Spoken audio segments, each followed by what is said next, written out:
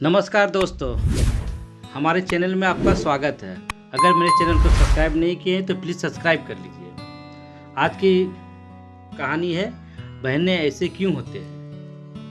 मैं अपनी बहन को ज़्यादा पसंद नहीं करता था। उसकी शादी हो चुकी थी, लेकिन मैं कभी उसके घर नहीं गया। बस माता पिता ही उसे मिलने जाते थे। मुझे पता भी नहीं था कि वह किस हाल में है। वह कभी कभी मायके आती तो जाते समय मेरी माँ उसे घर का कुछ सामान भी दे देती। यह बात मेरी पत्नी को बिल्कुल पसंद नहीं थी। जब भी मेरी माँ ऐसी करती, मेरी पत्नी आकर मुझसे शिकायत करने लगती कि तुम्हारी माँ तुम्हारी कमाई कैसे उड़ा रही है। जब भी तुम्हारी बहन आती है उसे खाली हाथ जाने ही नहीं देती, कुछ न कुछ जरूर देती है। तुम अपने माँ को बता दो, यह सब नहीं चलेगा। पत्नी की बातें सुनकर मुझे भी गुस्सा आ गया। मैं माँ के पास गया और कहा, माँ यह सब क्या है। जब ये बहन घर आती है तुम कभी साबुन, कभी चावल का थैला तो कभी दालें, सब कुछ उसे देती रहती हो। मेरी कमाई तुम ऐसे दूसरों में उड़ाओगे तो मैं तुम्हें भी इस घर से निकाल दूंगा। बहन ने मेरी और माँ की बातें सुन ली। 1 घंटे बाद बहन मेरे कमरे में आई और कहने लगी, भाई जरा रिक्शा ला दोगे, मुझे अपने घर जाना है। बहन की बात सुनकर मैं मन ही मन बहुत खुश हुआ, लेकिन दिखावे के लिए बहन से कहने लगा, थोड़े दिन और रुक जाती। नहीं भैया, बच्चों की स्कूल की छुट्टियां ख़त्म हो गई है, अब मुझे घर जाना है। कल से इसकी स्कूल शुरू हो जाएगी।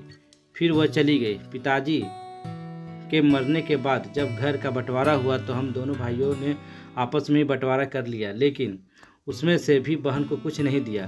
वह फिर भी खामोश रही, हमसे कोई शिकायत नहीं की। लेकिन हमारी माँ बहुत रोई और कहने लगी, बहन को भी कुछ दे दो। लेकिन हमने माँ की एक न सुनी और माँ को डरा धमकाकर चुप कर दिया। अब बेचारी विधवा औरत, अगर हम उसे घर से निकालते तो वह कहाँ जाती, इसलिए चुप हो गई। भाई साहब ने अपना हिस्सा बेचकर शहर जाकर नया काम शुरू कर दिया और वहीं रहने लगे। हमने अपनी बहन के साथ जैसा व्यवहार किया था उसकी सज़ा तो हमें मिलनी ही थी।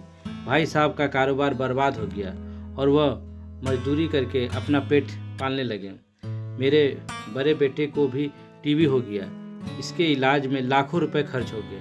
जो भी मेरे पास था वह सब कुछ ख़त्म हो गया और मुझे कर्ज लेना पड़ा।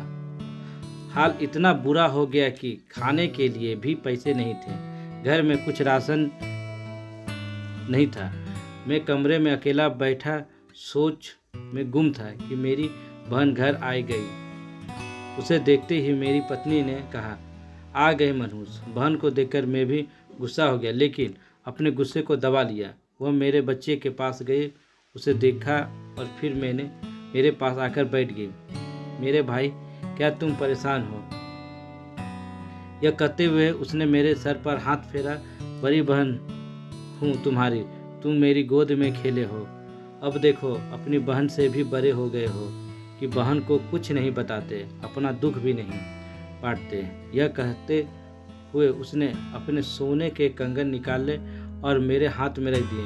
मेरे भाई, परेशान न हो, यह कंगन बेच दे, अपने घर का राशन भर दो, अपने बच्चों का इलाज भी करा दो और पैसे की ज़रूरत हो तो बेझिझक कह देना अपनी बहन से, यह मैं तुझे इस हाल में नहीं देख सकती।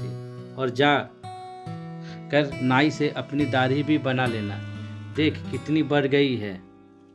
मैं आश्चर्यचकित होकर बहन को देखे जा रहा था और वह कहने लगी, भाई इस कंगन के बारे में किसी को ना कहना, तुझे मेरी कसम है। मेरे हाथों को चूमा और कहने लगी, चल अब चलती हूँ, तेरे जीजा जी और बच्चे आते ही होंगे, फिर आऊँगी। मैं पहली बार उसे घर के बाहर तक छोड़ने आया, देखा तो पैरों की चप्पल भी टूटी हुई थी। उसने कपड़े भी तो वही पुराने पहने थे। मैं बस देखता ही रह गया। मैंने तो कभी अपनी बहन की घरेलू हालत जानने की कोशिश नहीं की, लेकिन अब जब उसने मुझे बुरे हाल में देखा तो दौड़ती हुई आई और अपने सोने के कंगन भी दे दी, ताकि मैं अपने बच्चे का इलाज करा सकूं और अपने घर का हाल सुधार सकूं। मैं सोचने लगा कि मेरी आंखों में आंसू निकलने लगे कि हम भाई भी कितने मतलबी होते हैं। अपनी बहन को पल भर में ही बेगान ना कर देते हैं और बहनें अपने भाइयों का जरा सा दुख भी बर्दाश्त नहीं कर पाती। मैं उसके कंगन अपने हाथों में पकड़कर जोर जोर से रोने लगा। दोस्तों, आपकी बहन अपने ससुराल में न जाने कितने दुख सह रही होगी। कुछ समय उसके पास बैठकर उसका हाल चाल जानने की कोशिश जरूर करें। मालिक सभी बहनों को झोली झोली खुशियों से भर दे। धन्यवाद दोस्तों। अगर मेरे चैनल को सब्सक्राइब नहीं किए हैं तो प्लीज़ सब्सक्राइब कर लीजिए और बेल आइकन को दबा दीजिए। धन्यवाद।